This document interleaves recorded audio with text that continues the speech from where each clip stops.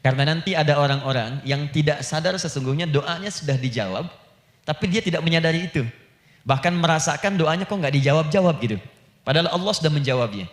Nah, seperti apa ukuran kita mengetahui bahwa doa kita telah terjawab, atau doa kita barangkali belum dijawab, atau tidak dijawab? Apa ukuran ketiga hal itu? Itu yang coba kita turunkan di pembahasan pagi ini.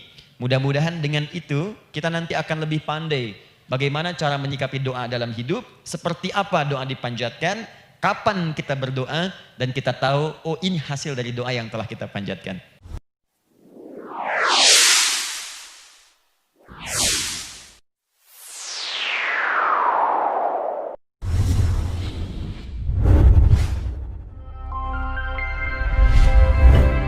Alhamdulillahi Rabbil Alamin Alladhi amarana bid-du'a faqala wa qala rabbukum ud'uni astajib lakum fawa'adana bil-ijabati faqala wa idha sa'alaka ibadi anni fa inni qariba ujibu da'wata ad-da'i idha da'an wassalatu wassalamu ala rasulillahi alladhi wa'adana bil-ijabati 'indama nad'u ila Allah subhanahu wa ta'ala faqala من ضمن دعائه في أسماء الحسنى اقتداء من أصحابه صلى الله عليه وسلم أرأيت ماذا دعوت فقد دعوت بأسمائه الأعظم إذا دعي بها أجاب وإذا سئل بها أعطى اللهم صل وسلم وبارك على رسولك الكريم النبي الأمين وعلى آله وصحبه وأمته إلى يوم الدين أما بعد فيا عباد الله أوصي نفسي وإياكم بتقوى الله فقد فاز المتقون فلا تموتن إلا وأنتم مسلمون.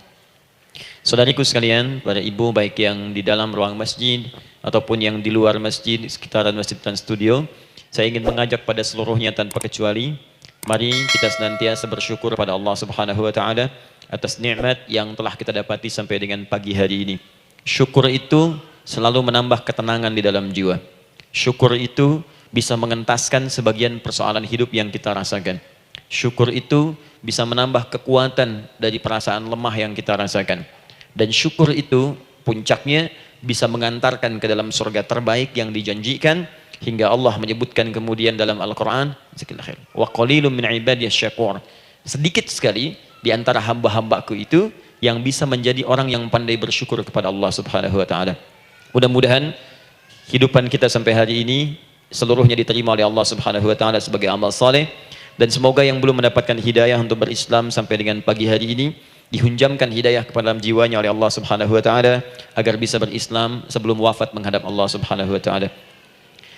Baik, hari ini kita akan belajar, saya akan cepat masuk kepada pembahasan karena waktu kita cukup singkat, tentang orang-orang yang dikabulkan doanya yang tersebut dalam Al-Quran khususnya dan sunnah-sunnah Rasulullah Sallallahu Alaihi Wasallam.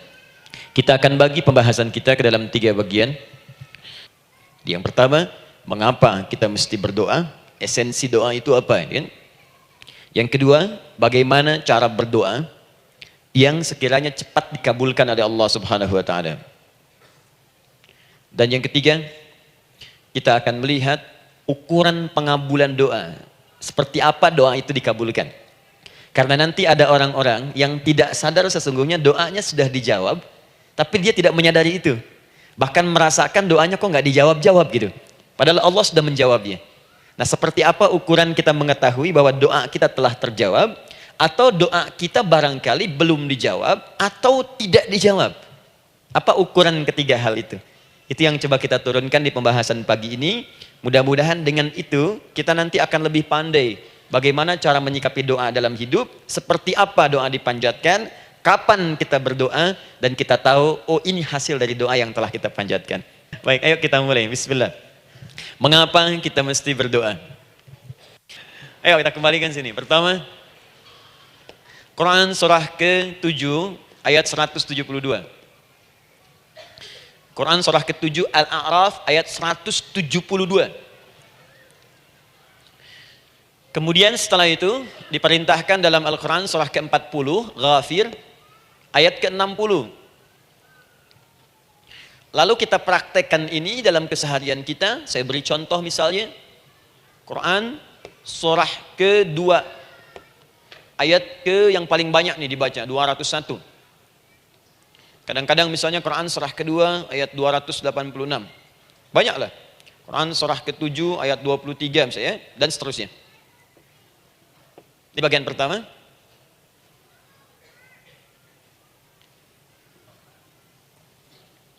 Bagian kedua, nanti kita akan belajar bagaimana cara berdoa yang baik yang dikabulkan. Kita ambil satu, Quran kedua ayat 186.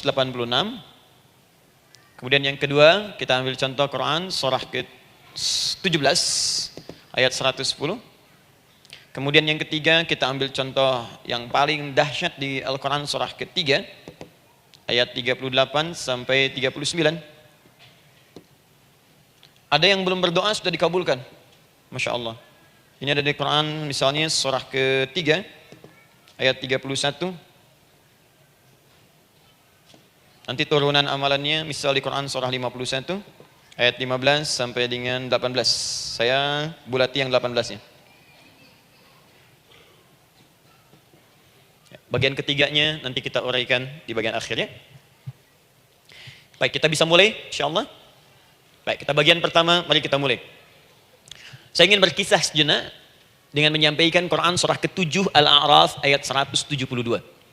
Allah berfirman, A'udzubillahi minasyaitonir rajim, wa idz akhadha rabbuka min bani adama min zuhurihim dzurriyyatahum wa ashhadahum ala anfusihim alastu bi rabbikum qalu bala syahidna. Ada ayatnya? Baik, di Quran surah ke-7 Al-A'raf ayat 172. Wa idz akhadha rabbuka min bani Adam. Kata Allah, dan ingatlah, pahamilah, pelajarilah, dalamilah. Nah, sekarang ayat tentang korelasinya dengan doa, kita buka Quran surah ke-7 tadi ayat 172. Wa idz akhadha rabbuk, dan pahami ya, kata Allah, renungkan ya, maknai dengan dalam. Ketika Allah menyampaikan, membuat komitmen dengan semua anak cucu Adam tanpa kecuali. Semuanya. Perhatikan sini. Inna ahadakum yujma'u fi batni ummihi. Karena itu semua anak cucu Adam, beda dengan Adam, akan proses lahirnya dikandung dulu di perut ibundanya.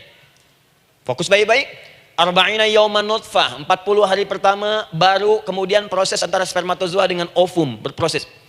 Thumma yakunu mithla dzalika, kemudian alaqah, 40 hari yang kedua jadi alaqah, zigot yang menempel di dinding rahim. Thumma yakunu mithla dzalika mudghah, 40 hari ketiga berbentuk mudghah, sudah mulai berbentuk daging sekeratan, ada bentuknya. Dan usianya sudah 4 bulan, 40 hari ketiga, 120 hari. 120 hari. Thumma yursalu ilaihil malak, kemudian diutuslah malaikat, fayanfukhu fihi ruh, maka ditiupkan roh ke dalamnya.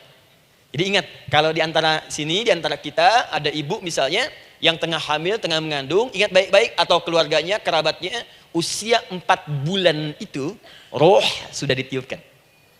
Di kandungan sudah ada rohnya. Hati-hati ya. Berapa bulan? 4 bulan. Karena itu nanti ada ayat dalam Al-Quran, Quran surah ke-7 ayat 189. Di posisi ini harus banyak berdoa dan beramal soleh. Ingat ya, berdoa, beramal soleh, minimal minta kepada Allah. Da'awallaha rabbahuma la in ataitana salihah lanakunanna minasyakirin. Minta banyak kepada Allah, ya Allah jadikan anak saya anak yang soleh, jadikan anak saya anak yang soleh. Dari usia itu 4 bulan sampai ke atas menjelang lahiran. Nanti diiringi oleh amal soleh kedua orang tuanya. Ini sudah penelitian dokter muslim, khususnya di Asia Tenggara. Saya diskusi dengan seorang dokter muslim, ternyata ada korelasi amal soleh yang dikerjakan kedua orang tua, ayah dan bunda, atau calon ayah dan bunda, kepada anak yang sedang dikandung, yang belum dilahirkan. Jadi kalau orang tuanya rajin baca Al-Quran, itu berpengaruh ke anak, Bu. Dan penelitian terkini, itu mempercepat anak itu menjadi seorang penghafal Al-Quran ketika lahir. Ya, pernah satu kali dibacakan Al-Quran, posisi janin itu berubah. Seperti sujud gitu. Itu penelitian sudah di MRI waktu itu dilihat ya, kelihatan. Jadi ada korelasi antara kesolehan orang tua dengan kesolehan anak yang sedang dikandung. Hati-hati ya. Tapi yang penting diketahui adalah dalam usia kandungan 4 bulan itu disebutkanlah isyarat di Quran surah ke-7 ayat 172 terjadi perjanjian komitmen dengan Allah Subhanahu wa taala. Apa perjanjiannya?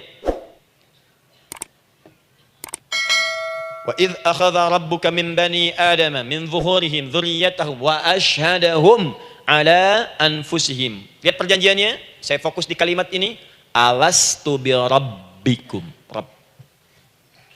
Apakah engkau akan berkomitmen saat ini? Bersaksi? Pas, karena kalimatnya bersaksi. Wa asyhadahum, dan mereka bersyahadat, bersaksi, komitmen. Di komitmennya menggunakan kata syahadat di sini. Karena itu nanti setiap bayi yang sudah terlahir dari rahim ibu manapun itu berada dalam keadaan suci karena sudah bersyahadat dalam perut ibundanya. Masih ingat hadis ini? Kullu mauludin yuladu 'alal fitrah. Setiap yang terlahir dari rahim perempuan manapun itu membawa fitrah. Apa di antara fitrah yang dimaksudkan itu? Fitrah keislaman, fitrah mengakui Allah sebagai Tuhan. Itu nanti ada di Quran surah ke-30 ayat ke-30, paling kanan sebelah atas.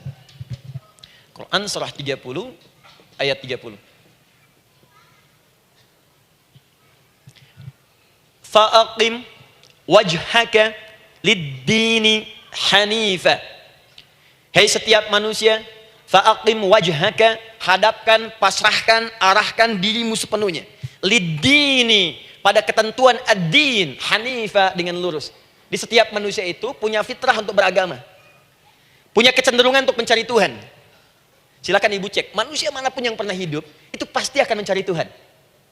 Silakan. Karena itu Allah beri jalan, begini cara mencarinya. Fitratallahi allati fataran nasa 'alaiha, itulah fitrah manusia yang telah Allah berikan pada dirinya bahkan sebelum dia terlahir. Di antara fitrah manusia ada kecenderungan untuk mencari Tuhan. Ada kecenderungan untuk mendekat kepada Allah. Bahasa Qur'annya din, lid-dini hanifa. Apa itu din? Itulah Islam. Quran surah ke-3 ayat 19. Inna dina indallahil Islam. Karena itu silakan cek, semua orang itu pasti akan mencari Tuhan. Setiap manusia. Ada yang melihat kayaknya ada di hewan, kayaknya ada di pohon, kayaknya ada di alam, kayaknya ada di patung, kayaknya ada di mencari dia. Terus Allah beri jalan. Kalau kamu ingin mencari yang benar, din yang dimaksud Islam, diberikanlah tuntunan dalam Islam. Jelas sampai sini? Baik, karena itulah kemudian setiap bayi yang terlahir itu disebut oleh Nabi dia suci, dia bersih karena telah membawa risalah Islam dalam dirinya. Hanya sayang nanti fa abawahu yuhawidanihi au yunassaranihi au yumajjisanihi. Lingkungan nanti akan merubah dia keluar dari fitrahnya. Nah, saya belum selesai. Jadi yang pertama, dalam perjanjian 4 bulan ini, pertama ada komitmen bersyahadat menuhankan Allah. Tapi yang kedua, ini yang dahsyat. Perhatikan kalimatnya, fokus. Saat Allah memperkenalkan dirinya dalam kandungan kita, usia 4 bulan itu, dengan nama apa Allah memperkenalkan dirinya? Coba lihat ayatnya. Alastu bi rabbikum, dengan nama Rabb, Rabb. Wa idh akhadha rabbuka, Rabb, min bani Adama dzurriyyatahum, awas, wa asyhadahum ala anfusihim. Alastu bi rabbikum, dengan nama Rabb. Rabb. Nah, ibu sekalian, kata Rabb ini itu berasal dari kata ar-rububiyah.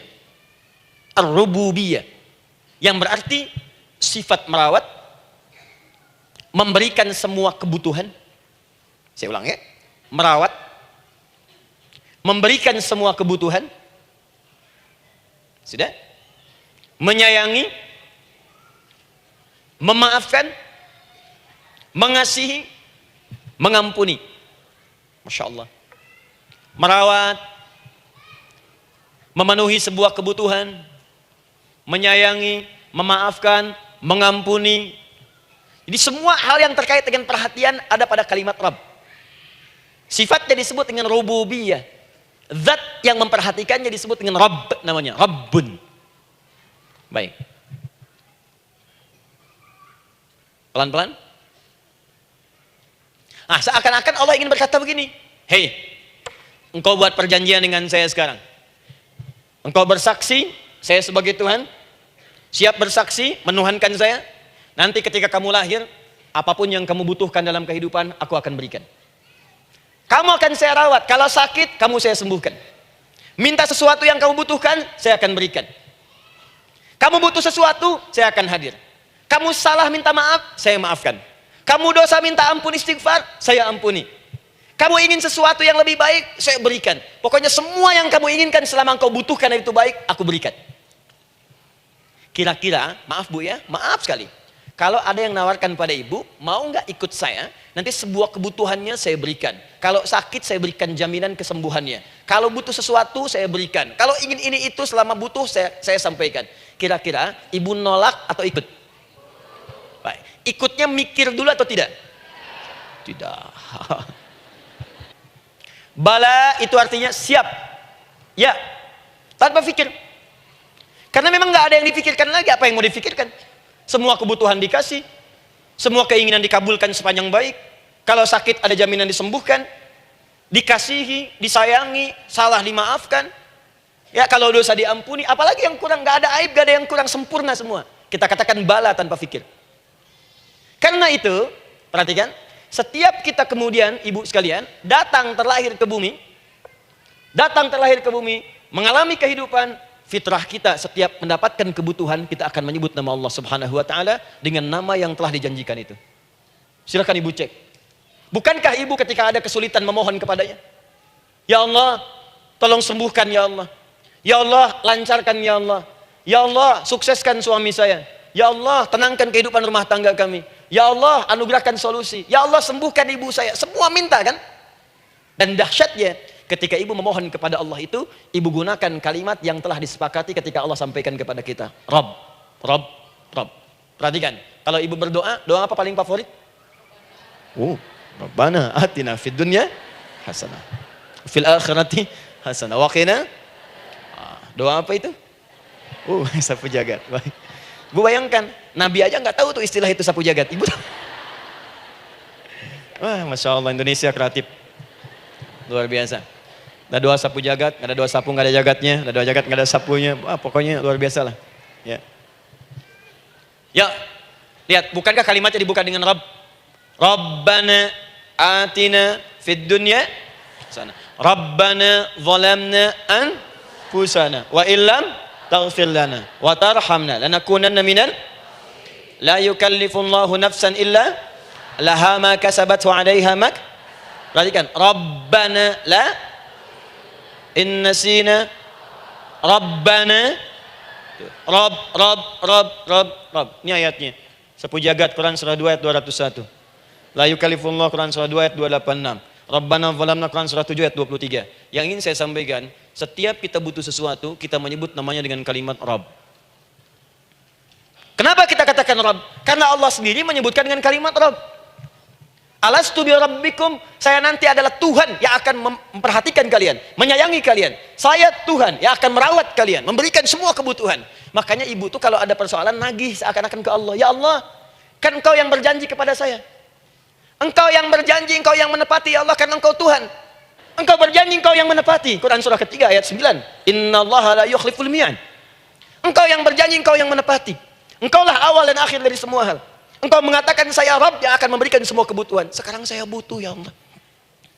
Engkau berjanji akan menyembuhkan. Sekarang saya sakit ya Allah. Engkau berjanji akan memberi solusi. Sekarang saya sedang punya masalah ya Allah. Engkau berjanji akan memberikan kesuksesan. Sekarang saya sedang menapaki itu ya Allah. Makanya ibu sebutkan kalimat Rabb, Rabb, Rabb, Rabb. Jadi sesungguhnya doa itu adalah fitrah dari setiap manusia. Karena mulai dibangun komitmen sebelum dia dilahirkan ke muka bumi. Jadi kalau kita bicara tentang doa, doa itu fitrah kehidupan bagi setiap manusia. Hidup. Sekaligus penanda komitmen yang membedakan antara Khalik dengan makhluk. Hamba dengan Allah. Manusia dengan Tuhan. Kan Allah katakan, saya Rabb ya, saya yang ngasih, saya yang Tuhan. Berarti kita yang makhluk kan? Kita yang butuh kan? Allah yang memberi, kita yang butuh. Untuk membedakan mana yang butuh, mana yang ngasih, maka pembedanya adalah doa. Jadi kalau ada manusia yang nggak pernah doa selama hidup, itu tandanya ada yang salah dengan kehidupannya. Karena seakan-akan dia nggak butuh Tuhan.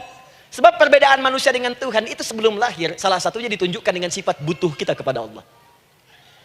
Makanya sekaya-kayanya orang, itu pasti berdoa. Manusia paling kaya di muka bumi pun, kalau besoknya mau ada pekerjaan atau proyek, dia berdoa dulu tuh. Ya Tuhan, tolong lancarkan proyek ini. Butuh. Pejabat setinggi-tingginya, Kalau sudah mau mulai kemudian ada pemilihan, kalau mulai ada kebijakan, kalau mulai ada apapun berdoa juga. Itu tandanya butuh. Butuh. Di setiap manusia itu pasti butuh dengan Allah. Karena itu kalau ada manusia yang nggak pernah berdoa selama hidupnya, itu langsung mendapatkan kecaman dari Allah dan dijamin akan masuk neraka yang paling dalam. Karena seakan-akan dia sudah nggak butuh dengan Allah. Saya ulang ya, saya ulang. Doa itu fitrah hidup manusia yang sekaligus menunjukkan statusnya sebagai hamba. Jadi kalau ibu update status di media sosial, mulai sekarang tuliskan hamba. Hamba. Sudah. Mau sifatnya apapun tetap hamba. Ya, mau pejabat, mau orang kaya, mau cukup, mau macam-macam, mau ustadz, mau syekh, mau habib, tetap ujungnya hamba. Dan butuh penghambaan itu diwujudkan dalam bentuk doa. Muncullah Quran surah ke-40 ayat ke-60. Wa qala rabbukum, rabb, selalu rabb. Wa qala rabbukum ud'uni astajib lakum. Innal ladzina yastakbiruna an ibadati, awas, sayadkhuluna jahannama dakhirin. Allahu akbar. Dan Rabbmu berfirman, mengingatkan kembali kepada kalian semua, hei hamba-hambanya. Kalau ada kebutuhan, kalau ada masalah, kalau ada permintaan, kata Allah, ayo doa sama saya. Minta. Kan kita sudah bikin perjanjian. Makanya Allah katakan, kalau punya masalah, berdoa. Bukan mengeluh. Baik. Buka Quran surah 7 ayat 205. Quran surah 7 ayat 205. Doa itu disebut zikir di ayat itu. Jadi kalau ibu sedang berdoa, itu sedang berzikir. Wadhkur rabbaka fi nafsika tadarruan wa khifatan wa dunal jahri minal qaul. Ada ayatnya? Oke. Pakai Rabb lagi kan? Wadhkur rabbaka. Kalau engkau punya masalah, kata Allah, sekecil apapun, di rumah tangga kah, di kantor kah, kehidupan sosial kah, kata Allah, ayo sebut, minta kepada Allah, berdoa. Doa disebut dengan zikir. Zikir itu semua kegiatan yang membuat kita ingat Allah. Zikir. Baca Quran, zikir. Dalilnya Quran surah ke-15 ayat 9. Inna nahnu nazzalna dzikra. Kami turunkan Al-Quran sebagai zikir. Menghafal Quran, zikir. Quran surah 54 ayat 17, ayat 22, ayat 32, ayat 40. Walaqad yassarnal Qur'ana lidzikri. Kami akan mudahkan Al-Quran untuk diingat, dihafalkan. Zikir, sebagai zikir kepada Allah. Ibu selepas sholat, baca subhanallah, alhamdulillah, Allahu Akbar, zikir. Quran surah keempat, ayat 103. فَإِذَا قَضَيْتُمُ الصَّلَاةَ فَاذْكُرُوا. Maka jika anda telah tuntas mengerjakan sholat, segera berzikir kepada Allah. Sholat sendiri, zikir. Quran surah ke-20, ayat ke-14. Innani anallahu la ilaha illa ana fa'budni wa aqimis salata lidzikri. Saya Allah, kata Allah. Tidak ada Tuhan selain saya. Sembah saya. Bagaimana menyembah Allah? Tunaikan salat sebagai zikir kepada Allah. Zikir. Di zikir, semua amalan yang mendekatkan kita dengan Allah. Doa, itu satu dari bagian zikir. Tapi tahukah ibu fungsi zikir yang paling utama itu apa? Quran surah 13, ayat ke-28. Ala bizikrillahi tatma'innul qulub. Yakinkan pada dirimu, kalau zikirmu benar kepada Allah, maka dia akan berdampak kepada hati menjadi lebih tenang. Zikir itu, manfaat pertamanya, membuat hati tenang, Bu. Tadi saya contohkan. Baca Al-Quran, zikir kan? Jadi kalau ibu sedang tidak tenang, sedang gelisah, ada masalah, daripada mengeluh sana sini, wudu, Bu, wudu. Ambil mushaf. Baca. Saat baca itu, mungkin solusi belum datang, tapi hati itu lebih tenang. Kaitan dengan bahasan kita, doa, minta. Doa. Jadi kalau orang punya masalah itu, kalau berdoa, walaupun solusinya belum datang, walaupun kemudian jawabannya belum tiba, minimal hati ibu itu tenang. Ini dia. Kan surah 13 ayat 28. Rumus ini pakai. Gunakan dalam hidup. Karena yang tahu kehidupan kita itu, Allah yang menciptakan kita. Yang tahu pesawat, yang bikin pesawat. Yang tahu handphone, yang bikin handphone. Yang tahu mikrofon, yang bikin mic-nya. Yang tahu kita, yang menciptakan kita. Ikutilah petunjuk Allah yang menciptakan kita, maka akan langsung terasa manfaatnya. Ibu tidak percaya, silahkan lakukan. Rasakan bedanya, bedakan rasanya, dan pasti akan terasa bedanya. Akan lain. Tuh. Doa. Tapi ingat, yang paling penting kata Allah, doa itu bukan sekedar penting permohonannya. tapi menunjukkan status kita sebagai hamba di hadapan Allah Subhanahu wa taala. Jadi kalau ada orang selama hidup tidak pernah berdoa, artinya dia mengingkari statusnya sebagai hamba di hadapan Allah Subhanahu wa taala. Mau menyejajarkan diri dengan Tuhan. Kan yang tidak pernah meminta itu Tuhan. Allah yang memberikan. Kalau manusia beda pasti minta. Artinya kalau ada manusia nggak pernah minta, seakan-akan bahasa halusnya, kamu ini ngaku jadi Tuhan. Saya tempatkan kau di neraka jahanam yang paling bawah. Jahanam itu bu, belum masuk saja sudah terasa. Terasa. Buka ibu Quran surah misalnya ke-40 Ghafir tuh. Ya, ayat 45 sampai dengan 47-nya. Sebelumnya lagi lihat Quran surah ke-8 ayat ke-50. Itu penghuni neraka bu, yang bukan jahanam saja. Penghuni neraka itu kalau mau meninggal itu dipukulin dulu malaikat. Depan belakangnya. Ayo, kamu keluar. Lama amat keluarnya rohnya katanya. Takut karena nggak punya bekal.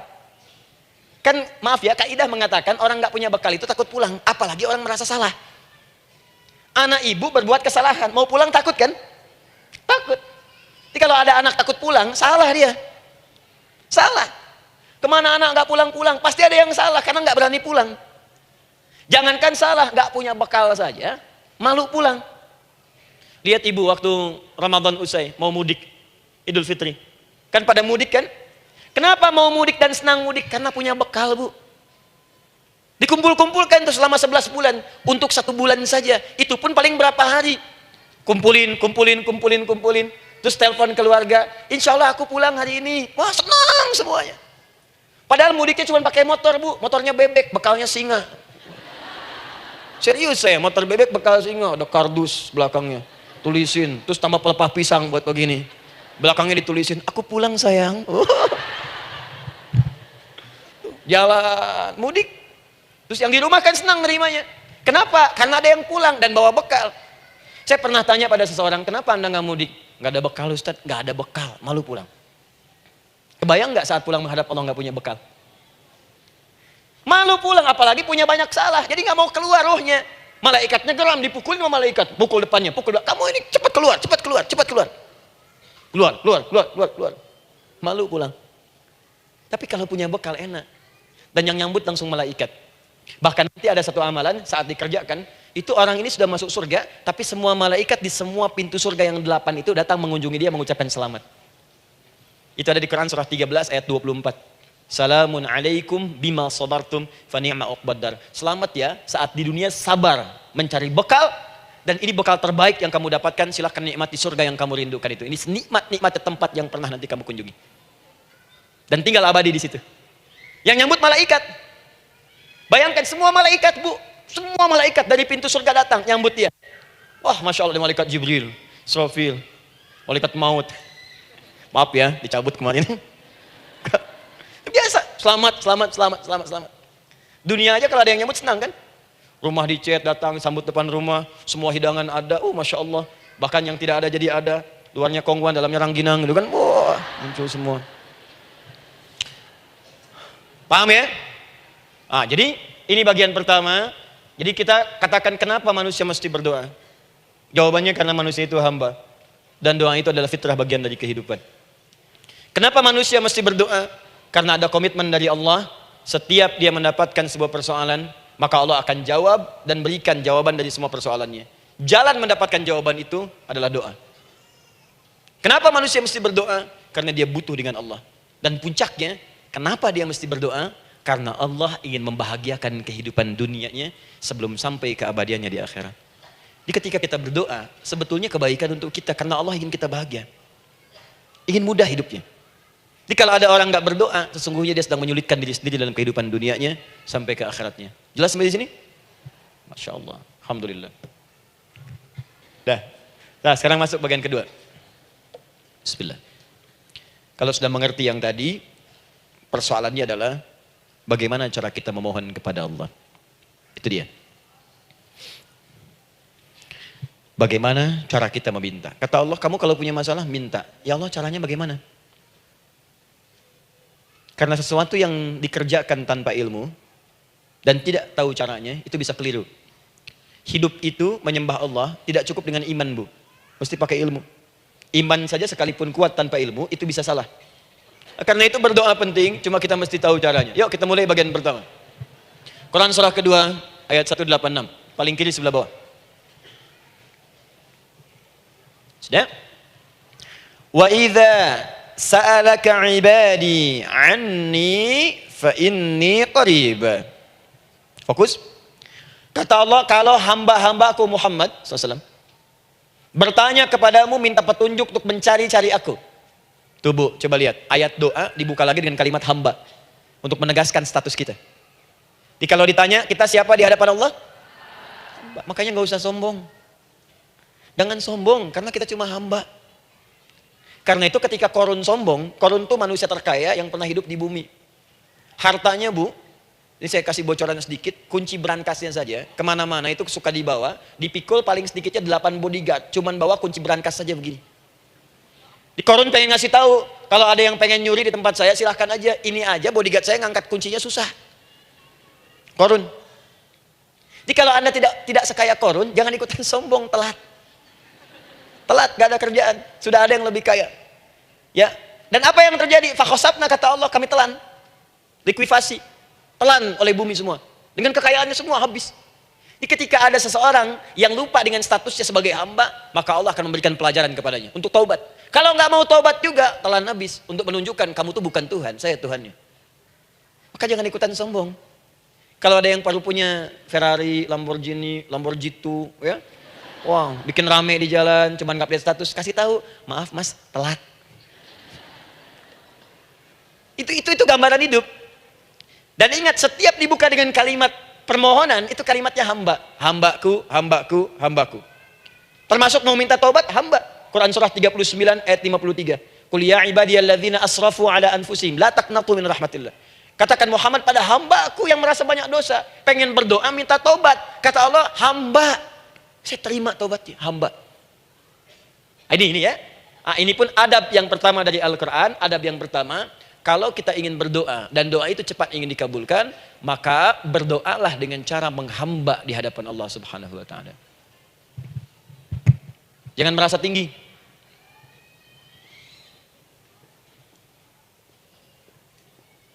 Saya turunkan caranya. Bagaimana cara menghamba itu dengan cara yang baik? Fokus. Wa idza sa'alaka 'ibadi 'anni, Muhammad SAW, jika ada hamba-hambaku bertanya padamu tentangku, ingin mencari-cari aku. Masya Allah, Ibu, maaf ya, biasanya kan kalau orang mencari Allah, ingin mendekat kepada Allah, entah itu datang ke masjid, bangun malam, biasanya motifnya cuma 2. Satu, ada kebutuhan, pengen berdoa, terus dekat sama Allah. Besok mau arisan, malamnya tahajud. Anak mau ujian, baru puasa, kan? Suami ada proyek, nah baru baca Quran, kan? Terus itu biasa itu. Biasa. Jadi fitrah, Bu. Tumben jeng tahajud, fitrah. Itu biasa itu. Ya. Yang kedua, taubat dari maksiat. Taubat. Seorang taubat ke masjid, bangun malam, doa, itu biasa. Jadi kalau ada seperti itu tandanya kita hamba normal manusia. Fa inni qarib, kata Allah, katakan Muhammad SAW, katakan kepadanya, janganlah mencari, aku dekat. Dekat, jangan mencari, aku dekat. Jadi Bu, ketika kita butuh Allah, langsung jawab oleh Allah. Kamu mau apa? Aku dekat. Itu secara psikologi, memberikan ketenangan yang paling dalam. Itu yang dahsyat. Nah, sekarang, setelah kita paham tentang kedekatan ini, kemudian kita praktekkan, jadi Bu, ya maaf ya, ketika Ibu punya masalah apapun, yang pertama diingat Allah. Allah, Engkau telah berjanji, Engkau pasti akan tepati. Ya Allah, sekarang aku ada persoalan. Nah, sekarang, teruskan ayatnya. Ujibu da'watad da'i idza da'an. Ujiba.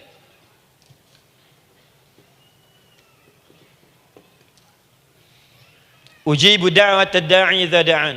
Aku pasti akan menjawab, mengabulkan setiap doa hambaku jika dia bermohon kepadaku. Jadi kalau saya tanya, kalau kita berdoa dijawab tidak oleh Allah? Itu janji Allah. Setiap orang berdoa pasti dijawab. Nah, hanya persoalannya seperti apa doa yang cepat dijawab itu? Apakah semua doa langsung dijawab seketika? Akankah mendapat jaminan langsung dijawab? Ternyata kalimat dijawab ini diikat dengan syarat ketentuan berlaku.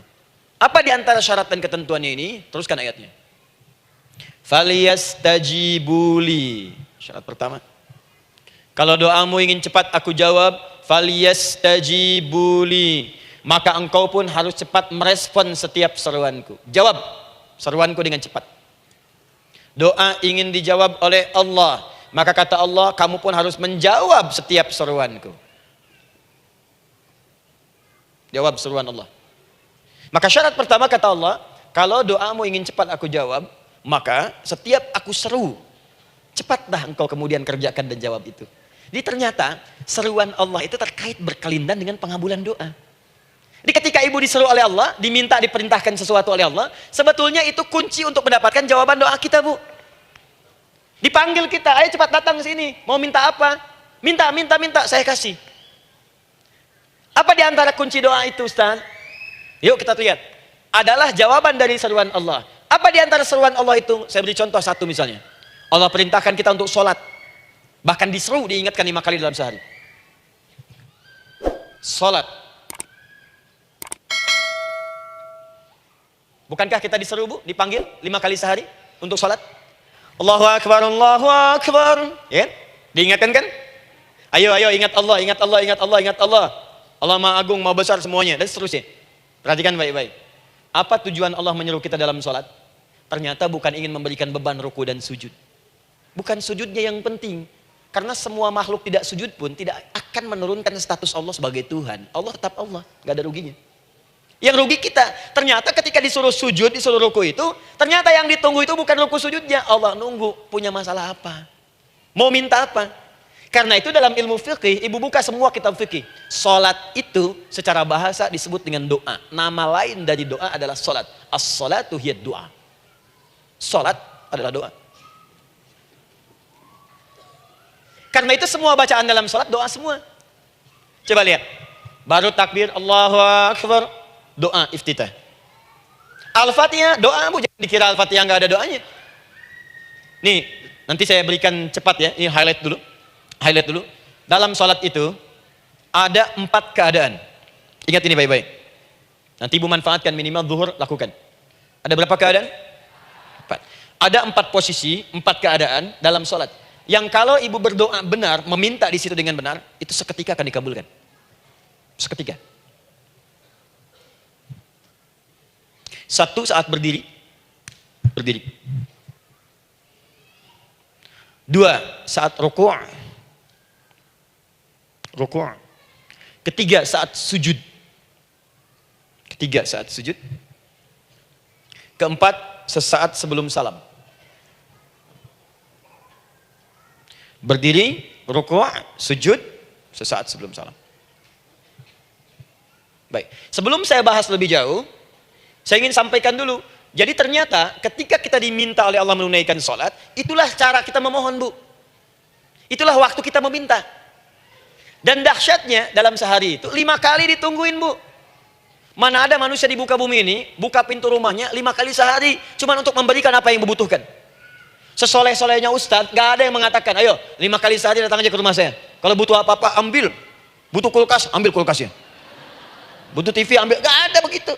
Allah itu maha baiknya 5 kali sehari dipanggil. Dari subuh sampai zuhur. Kita bangun tidur aja, punya masalah nggak? Ayo minta. Disuruh sholat 2 rakaat. Dan sholatnya nggak usah banyak-banyak, 2 rakaat aja dulu supaya nggak ada beban. Itu pun kadang-kadang masih lupa berapa rakaat kita sholat. Ya. Ayo sujud, disuruh minta, punya masalah nggak? Terus dari subuh sampai ke siang dipanggil lagi. Punya masalah lagi nggak? Disuruh zuhur 4 rakaat. Karena waktunya cukup panjang, suruh 4. Ayo minta. Ada masalah apa? Minta sujud kita. Minta mohon. Dari zuhur ke asar ditanya lagi, ada masalah nggak? Panggil lagi. Ke maghrib sampai ke isya sebelum tidur, supaya tidurmu enak, masalah nggak ada, tenang, nikmat, nyaman istirahatnya, ada masalah nggak? Disuruh sholat lagi. Jadi kalau orang paham sholat itu kunci kebahagiaan, dia akan senang menunaikan sholat. Makanya ketika ibu bertanya, kenapa saya sholat? Dijawab oleh muadzin, hayya 'alas shalah, ayo sholat. Kenapa sih sholat? Hayya 'alal falah, yuk bahagia, ayo tenang, yuk dapatkan apa yang kamu inginkan, falah. Jadi kalau orang paham sholat itu menyelesaikan persoalan, tentu orang akan berbondong-bondong semangat untuk menunaikan sholat. Cuman sayang segelintir orang itu menilai sholat sebagai beban.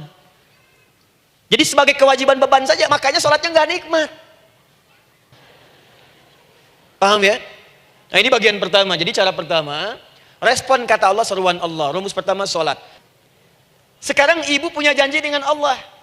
Janji itu sudah diketahui sebelum pertemuannya. Kalau tidak percaya, 5 waktu ini ibu sudah hafal, Bu. Ya, bahkan disuruh ngapalin oleh Allah. Buka Quran surah ke-4. Surah ibu, surah mama, An-Nisa. Ayat 103, Quran surah 4 ayat 103.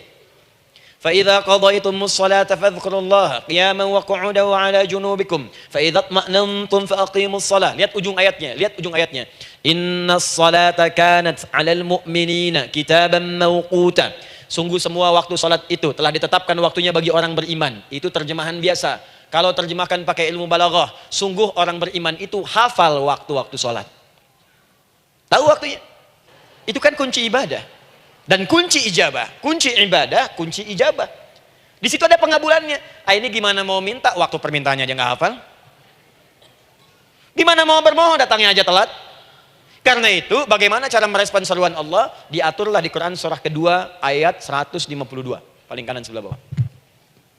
Quran surah kedua ayat 152. Ibu masih ingat? Bukankah sholat disebut sebagai zikir? Masih ingat? Ya, di surah ke-20 ayat 14. Wa aqimis sholata lidzikri, tunaikan salat sebagai zikir kepadaku. Sekarang lihat ya. Lihat ketentuan Allah. Kalau ibu dipanggil untuk salat, dipanggil untuk zikir, cepat respon. Ibu cepat respon, Allah pun akan cepat merespon permintaan ibu. Lihat kalimatnya. Fadhkuruni adzkurkum. Fadhkuruni adzkurkum. Kalian mengingat saya, maka saya pun akan ingat dengan kalian. Kalian zikir kepada saya, ingat saya, kata Allah, maka saya pun akan ingat kalian. Di antara makna zikir, salat. Jadi kalau ibu salat mengingat Allah dengan cepat, maka Allah pun akan cepat mengingat kita. Ada orang yang belum dipanggil, sudah datang menghadap Allah. Tahajud dia, zikir dulu, istighfar dulu. Ini orang, maaf ya, walaupun dia belum memanggil Allah, Allah sudah menyelesaikan semua persoalannya. Di orang-orang yang selalu ingat kepada Allah, walaupun Allah dalam waktu tidak memanggilnya, maka Allah akan mengingatnya sekalipun orang ini belum bermohon kepadanya. Maka ibu nanti akan temukan orang-orang yang langsung diselesaikan persoalannya oleh Allah bahkan sebelum dia bermohon kepadanya. Ada orang yang seakan gak punya masalah, Bu. Bukan gak punya masalah, sebab setiap dia punya masalah, masalahnya diringankan oleh Allah. Seakan-akan gak ada beban. Ini indah hidupnya. Yang perempuan ada di Quran Maryam. Maryam kan perempuan. Dan Maryam itu bukan nabi, bukan rasul. Ingin memberikan pesan kepada ibu, perempuan dimanapun. Tidak harus jadi nabi supaya doa cepat dikabulkan. Tidak harus menjadi rasul. Ini Maryam bukan nabi, bukan rasul. Tapi dia ini luar biasa. Sebelum dipanggil, udah datang. Zikirnya tak terlukiskan. Mohon kepada Allahnya luar biasa. Menjaga diri dari hal yang dilarang oleh Allah. Apa hasilnya? Sebelum diberikan bahkan oleh pamannya, sudah ada kebutuhannya. Quran surah ketiga ayat 37. Kullama dakhala 'alaiha Zakaria al-mihraba wajada 'indaha rizqa. Setiap paman yang mau memberikan kebutuhan Maryam sudah ada di dalamnya, Bu. Sudah ada. Itu luar biasa. Mau makan, makanan ada. Mau anggur, anggur ada. Ya. Wah, itu luar biasa, Bu. Jadi bermohon bahkan sebelum waktunya. Jadi yang pertama, respon seruan Allah, disitulah Allah pun akan cepat merespon apa yang kita kemudian butuhkan. Jadi yang pertama lewat sholat ya, Bu ya. Ingat sholat. Dan sholat itu tadi dari 4 posisi saya ajarkan yang pertama saja satu. Supaya nggak terlampau panjang ya. Berdiri, Bu. Saya ajarkan satu. Setiap ibu dalam keadaan berdiri dan membaca Al-Fatihah. Pada kalimat iyyaka na'budu wa iyyaka nasta'in. Ingat, pada kalimat iyyaka na'budu wa iyyaka nasta'in. Maka sertakanlah di hati kita apa persoalan yang dirasakan untuk bermohon kepada Allah. Saya ajarkan cepat. Kalau ibu mau belajar lebih detail, ikuti kajian kami di fikih salat, sifat salat Nabi SAW. Nanti saya terangkan semua dalilnya, insya Allah sepanjang yang saya ketahui. Baik, dasarnya ini, dasarnya Quran surah ketiga ayat 38 sampai 39 dan dikuatkan nanti di hadis qudsi. Ibu kenal Nabi Zakaria? Ya kenal ya. Ya selamat lah, Bu. Alhamdulillah. Episode ke-15 kenal Nabi Zakaria, luar biasa. Alhamdulillah. Nabi Zakaria punya persoalan, sudah berumah tangga, belum ada keturunan, fisiknya sudah letih, rambutnya sudah memutih, dan mohon maaf istrinya divonis monopos dan mandul, secara medis klinis. Apa yang beliau kerjakan? Sholat. Dalam sholatnya bermohon kepada Allah. Perhatikan permohonannya. Qala rabbi habli min ladunka dzurriyyatan thayyibah. Ya hunalika da'a Zakaria rabbah Qala rabbi habli min ladunka dzurriyyatan thayyibah innaka sami'ud du'a. Ya Allah, aku bermohon kepadamu, anugerahkan aku keturunan. Semua mengatakan aku nggak mungkin punya keturunan. Hanya engkau yang tidak punya batas dalam pemberian. Engkau pasti mendengar doa saya. Kalau pada yang maha mendengar tidak mengabulkan juga, lantas kepada siapa lagi aku mesti memohon? Doa ini dipanjatkan oleh beliau dalam keadaan sholat. Sedang berdiri dalam sholatnya. Jadi ibu maaf ya, tolong jangan salah berpikir. Semua nabi dan rasul, orang soleh sebelumnya itu sholat. Cuma kita lebih sempurna gerakan dan jumlahnya. Sempurna. Orang dulu sholat. Nabi Musa sholat. Quran surah 20 ayat 14. Nabi Isa sholat. Quran surah 19 ayat 31 sampai 33. Nabi Ismail sholat. Quran surah 19 ayat ke-55. Semua sholat. Sholat. Nabi Zakaria saat punya masalah, sholat. Dalam berdirinya minta dalam sholatnya. Dari mana Ustadz taunya beliau minta dalam berdiri dalam sholat? Ayat 39 ya baca. Quran surah ketiga ayat 39. Fanadatul malaika, maka doanya itu dijawab oleh Allah. Datang malaikat menyampaikan jawaban. Wa huwa qaimun yusalli fil mihrab. Sedangkan beliau masih berdiri dalam sholat di mihrab. Masih berdiri dalam sholat. Sholat. Di dalam sholat itu minta.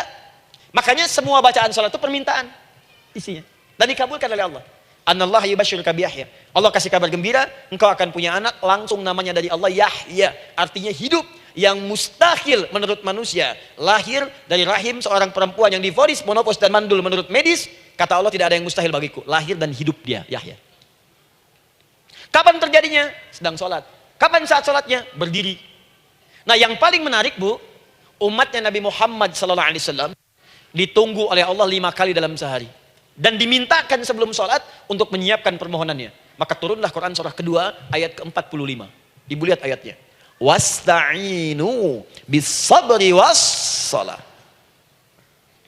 Bahkan ditegaskan lagi di Quran surah kedua ayat 153. Paling kanan sebelah bawah. Ya ayyuhalladzina amanu ista'inu bis-sabri was-salah. Yang pertama nggak pakai panggilan iman. Wasta'inu, kata Allah, hei, kalau kamu punya masalah, jangan mengeluh, jangan berkeluh kesah, jangan terlampau banyak gelisah, cepat siapkan dirimu untuk menunaikan sholat. Siapkan permohonanmu, minta kepada aku lewat sholat. Kalau belum yakin, disebutkan imannya. Ya ayyuhalladzina amanu, hei orang-orang yang masih merasa punya iman, katanya punya iman. Jadi kalau ibu nggak mau minta lewat sholat, dipertanyakan imannya. Kamu punya iman nggak? Kata Allah, yakin nggak dengan saya? Kalau punya masalah jangan mengeluh. Datang pada saya minta, lewat sholat saya panggil sholat minta. Kalau masih merasa punya iman, tuh, iman kita tuh dipertaruhkan di situ. Nah, sekarang saya bacakan hadis qudsinya, tersambung dari Nabi Sallallahu Alaihi Wasallam. Qala Rasulullah Sallallahu Alaihi Wasallam, qala Allah Azza wa Jalla. Allah langsung yang berfirman lewat hadis qudsi. Perhatikan bahasanya. Qasamtu shalah baini wa baina abdi. Saya bagi dalam sholat itu 2 bagian, antara hak aku dan hak hambaku. Wali abdi ma sa'ala. Dan jika benar hambaku menunaikan kewajibannya dengan baik, menjaga hak-hak aku, maka pada saat itu apapun yang dia minta dalam sholat, aku akan berikan. Apapun. Kapan itu terjadi? Perhatikan kalimatnya. Idza qala al-'abdu, kalau hamba mulai membaca dalam sholatnya, Alhamdulillahi Rabbil Alamin. Alhamdulillahi Rabbil Alamin. Qala Allah Azza wa Jalla, seketika Allah menjawab, Hamadani abdi, hambaku sedang memujiku. Ibu ingat baik-baik bu ya. Ingat baik-baik. Setiap ibu baca Al-Fatihah dalam sholat itu Allah memperhatikan dan menjawab bacaan ibu. Tadi masih ingat ketika saya katakan wa idza sa'alaka ibadi anni fa inni qarib, Allah itu dekat. Ya. Wa idza qala al-'abdu ar-rahmanir rahim, kalau hamba melanjutkan ar-rahmanir rahim, qala Allah azza wa jalla, Allah langsung menjawab athna alayya 'abdi, hambaku sedang menyanjungku. Wa idza qala al-'abdu maliki yaumiddin, ketika hamba berkata maliki yaumiddin, qala Allah azza wa jalla, Allah menjawab majjadani 'abdi, hambaku sedang mengagungkanku. Sekarang perhatikan kalimat ini. Wa idza qala al-'abdu, jika seorang hamba berkata iyyaka na'budu wa iyyaka nasta'in, ya Allah, sekarang hamba salat ibadah atas perintahmu. Dan hamba minta, ya Allah, hamba punya masalah, hamba punya persoalan, dan kau janjikan minta dalam salat. Qala Allah azza wa jalla, Allah jawab, hadza baini wa baina 'abdi, inilah perjanjian aku dengan hambaku.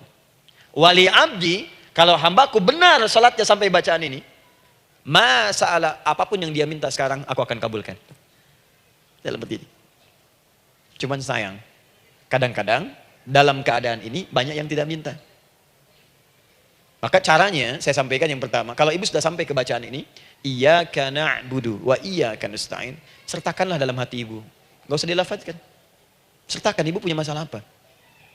Atau secara umum minta solusi. Minta. Nabi itu kalau sholat, Nabi SAW kalau sholat, itu kalau baca ayat-ayat Quran, itu seringkali berhenti, Bu. Sering berhenti. Kalau dalam ayat doa, beliau berhenti, mohonkan dengan baik. Kalau ayat-ayat surga, minta supaya umatnya ke surga. Ayat-ayat neraka, mohon supaya umatnya dibebaskan dari neraka. Minta. Kesaksiannya banyak. Hudzaifah al-Yamani pernah sholat di belakang Nabi, begitu. Abdullah bin Mas'ud radhiyallahu ta'ala anhu sholat di belakang Nabi, begitu. Ubay bin Ka'ab radhiyallahu ta'ala anhu sholat di belakang Nabi, begitu. Di kesaksian mereka sama semua. Makanya seringkali itu nggak sadar, enak sholat dengan Nabi itu. Nyaman. Kalau baca ayat surga seakan-akan pengen cepat ke surga. Kalau baca ayat doa berdoa, jadi nggak sadar. Rakaat pertama 100 ayat aja Al-Baqarah. Ya, kadang-kadang lewat ke Ali Imran. Pernah rekornya 5 juz 4 halaman, An-Nisa ayat 176 baru berhenti. Ya walaupun besoknya nggak pada ikutan lagi. Ya, karena merasa ini kapan rukunya gitu, sekarang atau nanti, sekarang atau nanti. Tapi enak. Nah, saya ajarkan satu hal, kalau kita sampai pada bacaan Al-Fatihah tadi, jeda sejenak, Bu, rasakan itu, minta. Minta. Setelah itu Allah ajarkan satu lafaz, kalau lafaz ini benar dibacakan oleh ibu, benar dibacakan, maka seketika doa akan dijawab. Apa lafaz yang kita bisa mohonkan? Teruskan ayatnya. Ihdinas siratal mustaqim. Ihdinas siratal mustaqim. Ihdinas siratal mustaqim. Ini, Bu, nanti ibu lihat dalam kajian tafsir yang kami sampaikan, juga dalam kajian fikih salat, saya bahas dengan detail. Di sini singkat saja, singkat padat. Ihdina itu, ya Allah berikan kami hidayah, berikan kami jalan, berikan kami petunjuk, tunjukkan kami jalan yang lurus. Kalimat ihdina asalnya dari kata hidayah. Hidayah, jamaknya hudan. Ihdina, berikan kami hidayah, berikan kami hudan. Kalau tunjukkan kami jalan yang lurus, itu terjemahan, Bu. Terjemahan. Kalau ibu ingin makna tafsir per huruf, per kalimat, bahkan per harokat, itu semua ada maknanya. Karena semua kalimat Quran itu mukjizat. Ihdina dari kata hidayah, hudan, berikan kami hidayah. Hidayah dalam bahasa Arab itu banyak maknanya. Bisa solusi dari semua persoalan. Bisa jalan menuju kemudahan. Bisa kesuksesan. Bisa petunjuk, banyak. Kalau dikumpulkan namanya hudan. Hudan. Makanya Al-Quran disebut hudan, karena di Quran ada semua. Solusi ada, petunjuk ada, kemudahan ada. Dzalikal kitabu la raiba fi hudal. Al-Quran hudan. Syahrul Ramadan alladzi unzila fihi al-Quran hudan linnas. Isi Quran semua hudan. Di situ ada solusi. Di situ ada petunjuk. Di situ ada kemudahan. Kalau kita ingin minta semua itu, kalimatnya dikatakan fi'il amr lit talab, permohonan dalam bentuk kalimat permintaan. Ihdina, berikan kepada kami hudan.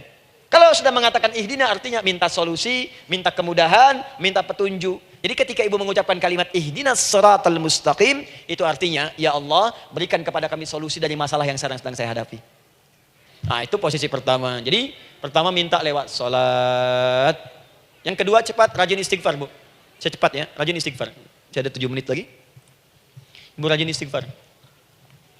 Astagfirullah, astagfirullah, astagfirullah, astagfirullah. Itu yang paling singkat. Astaghfirullahaladzim, astaghfirullahaladzim, astaghfirullahaladzim. Itu yang menengah. Astaghfirullahaladzim, alladzi la ilaha illa huwal hayyul qayyum wa natubu ilaihi. Astaghfirullahaladzim, alladzi la ilaha illa huwal hayyul qayyum wa natubu ilaihi. Astaghfirullahaladzim, alladzi la ilaha illa huwal hayyul qayyum wa natubu ilaihi. Itu yang cukup panjang. Ibu rajin istighfar. Orang yang rajin istighfar itu diantara yang disebutkan dalam riwayat-riwayat adalah orang-orang yang cepat dijawab doanya. Hanya dengan istighfarnya. Jadi dia tuh punya keinginan, dia nggak katakan. Jadi keinginan di benaknya dia, terus dia istighfar. Astagfirullah, astagfirullah, astagfirullah. Itu kalau benar rajin istighfar, seketika dikabulkan. Cepat. Nah, kapan istighfar yang baik? Istighfar yang baik dilakukan setelah tahajud sebelum fajar. Saya ulang ya. Setelah tahajud sebelum fajar. Dalilnya Quran surah ke-51 ayat 18. Baca dari ayat 15 sampai 18-nya. Jadi ibu kalau mau seperti itu, rajin tahajud dulu, Bu. Tahajud. Setelah itu biasakan istighfar. Itu latihan dulu, itu baru latihan. Ingat ya, istighfar menjelang fajar di waktu sahar, itu baru latihan. Astagfirullah, astagfirullah, astagfirullah. Nanti kalau sudah banyak latihan, ibu akan refleks. Mau duduk masuk mobil, astagfirullah. Duduk mau makan, astagfirullah. Ya, kadang-kadang ibu mau ambil handphone, astagfirullah. Itu refleks di lisan kita keluar. Ahli istighfar itu nggak direncanakan keluar di lisannya. Astagfirullah, astagfirullah, astagfirullah. Kalau sudah seperti itu, berbahagialah. Karena apapun kadang ibu inginkan, sepanjang itu ibu butuhkan, seketika dikabulkan. Ya. Yang ketiga, yang terakhir. Sudah 9.45, boleh sedikit? Ya, yang terakhir ya, terakhir. Jangan khawatir, setelah ini selesai. Jangan khawatir. Yang ketiga, ini amalan yang paling dahsyat. Jadi yang pertama minta dikabulkan. Yang kedua baru istighfar dikabulkan. Yang ketiga nggak ngapa-ngapain dijawab. Artinya baru terbersit, ada keinginan jawab seketika. Amalan yang ketiga ini adalah amalan yang dikerjakan karena cinta kepada Allah Subhanahu wa taala. Mahabbatillah, kecintaan kepada Allah. Amalan yang dikerjakan karena cinta kepada Allah Subhanahu wa taala. Amalannya mencintai Allah. Beda, Bu. Salat dengan cinta dibandingkan dengan salat karena memenuhi kebutuhan atau kewajiban saja, itu akan lain. Ibu kalau benar-benar mencintai Allah, maka dalam salat pun persiapannya akan beda. Saya beri contoh gini ya. Dari pakaian akan lain kata Al-Quran. Quran surah 7 ayat 31. Ya bani Adam khudhu zinatakum 'inda kulli masjid. Hei anak cucu Adam, kalau ada panggilan dari masjid, kenakan pakaian terindahmu. Di orang-orang yang mencintai Allah saat akan sholat, dia akan perhatikan dari pakaiannya. Jauhkan dari yang haram. Terus cari yang paling baik yang dia kenakan. Gak akan sembarangan. Kalau ibu pakai mukena juga cari mukena yang paling indah. Bukan karena pengen dilihat orang. Karena ingin Allah menyaksikan sholat ibu dalam keadaan yang sempurna. Wudu. Wudu itu hati-hati gitu. Quran surah ke-5 ayat ke-6. Ya ayyuhalladzina amanu idza qumtum ila shalah faghsilu wujuhakum wa aydiyakum lil marafiq wamsahu bi ru'usikum wa arjulakum lil ka'bain. Jika ada orang beriman mencintai Allah, mau salat dia mau wudu, wudunya enggak akan sembarangan, Bu. Cuman basuh. Ya, bagian kepala juga harusnya kepala, dia rambut, takut selesai. Sampai ke kaki cuma disodorkan di keran, beres. Itu sih anak kecil juga bisa. Orang ini lain. Dia akan pelan-pelan dilihat secara sempurna. Hati-hati, mesti kerjakan karena Allah, karena ingin baik. Kalau orang sholat hanya kebutuhan saja, maka yang penting dia takbir sampai salam selesai. Tapi ini tidak, dia akan pelajari bagaimana Nabi mengajarkan sholat yang benar. Bagaimana bacaan saya benar. Dia belajar ngaji supaya benar bacaan Fatihahnya. Dia belajar dengan baik supaya khusyuk di dalam sholatnya. Dia pahami satu-satu.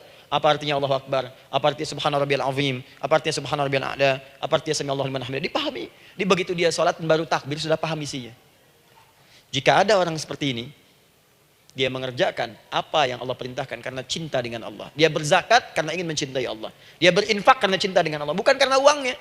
Pokoknya kalau orang cinta itu, Bu, setiap pecinta, dia akan memberikan apapun pada yang dicintai. Walaupun tak diminta. Dan pecinta itu sifatnya, kalau yang dicintainya senang sesuatu, akan otomatis ikut senang.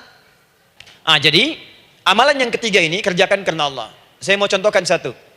Ibu pernah dengar Imam Malik bin Anas? Pernah ya? Gurunya Al-Imam Asy-Syafi'i, Imam Malik bin Anas, lahir di kisaran tahun 94-95 Hijrah. Siap, Kang Dan. Baik, ini terakhir nih, saya tutup nih. Benar-benar terakhir, betul-betul. 10 menit lagi kalau ada nanti tanya jawab, sedikit. Imam Malik ini, Bu, itu Masya Allah. Saking cinta pada Allah dan Rasul, itu tidak pernah, jangankan sholat. Dalam beliau memberikan fatwa pun, akan mencari pakaian yang paling bagus. Paling indah. Dan beliau menjaga adab dalam menyampaikan kalimat Nabi pun itu luar biasa. Sampai satu kali pernah pakai jubah bagus, indah, ada lebah menyengat di kepalanya, sedang menyampaikan hadis. Saking hormatnya terhadap hadis Nabi, lebah itu dibiarkan menyengatnya. Enggak mau memutus kalimat Nabi, hadis Nabi hanya untuk mengusir lebah, dibiarkan sampai tersengat. Apa yang Allah berikan kepada beliau? Allahu Akbar. Satu kali singkat, berdiskusi dengan muridnya Imam Asy-Syafi'i. Kata Imam Asy-Syafi'i, ya guru, setahu saya rizki itu dicari dulu baru dikasih. Imam Malik lebih tinggi ilmunya pada saat itu. Beliau tahu ada 8 jenis rizki. Ya Syafi'i, ada rizki yang tidak perlu dicari, Allah berikan. Wah, berdebat tuh, sampai berpisah. Setelah itu, secara singkat, Imam Asy-Syafi'i lewat di kebun anggur sedang panen anggur besar. Tiba-tiba tergerak untuk membantu, datang ke situ, bantu. Begitu selesai dikasih hadiah anggur banyak, besar-besar, indah, enak, gitu kan. Ketika diberi itu langsung senang beliau. Bukan karena anggurnya, karena merasa pendapatnya benar. Jadi begitu bekerja baru dapat, dibawalah anggur ini diberikan pada gurunya. Perhatikan adabnya terhadap guru. Jadi kalau ibu adabnya bagus pada guru, keberkahan dapat, ilmunya pun menghunjam di jiwa. Imam Syafi'i nggak merasa benar, tapi memberikan sebuah jawaban dengan adab. Guru, tadi itu ada panen anggur, saya mencoba membantu. Begitu saya bantu, dikasih anggur, dikencangkan kalimatnya. Begitu saya bantu, dikasih. Dibantu dulu, baru dikasih. Kalau saya nggak bantu, saya nggak dikasih. Apa jawab Imam Malik? Imam Malik tersenyum, tertawa. tabassama dhahika. Masya Allah Syafi'i, bahasa kita.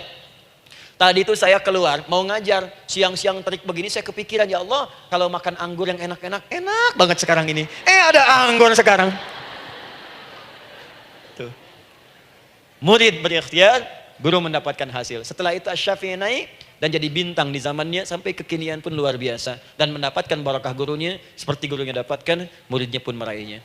Itulah 3 cara bagi kita untuk bermohon kepada Allah. Jika ingin dipercepat oleh Allah, bisa lewat salat, bisa lewat istighfar, bisa juga dengan menciptakan amalan-amalan, atau mengikuti amalan-amalan yang dicintakan atau ditujukan untuk mencintai Allah Subhanahu wa taala. Allahumma ya Rabb, Rabbana atina fid dunya hasanah wa fil akhirati hasanah wa qina adzabannar. Bifadlika subhana rabbika rabbil izzati amma yasifun wa salamun alal mursalin wa akhiru da'wana alhamdulillahi rabbil alamin.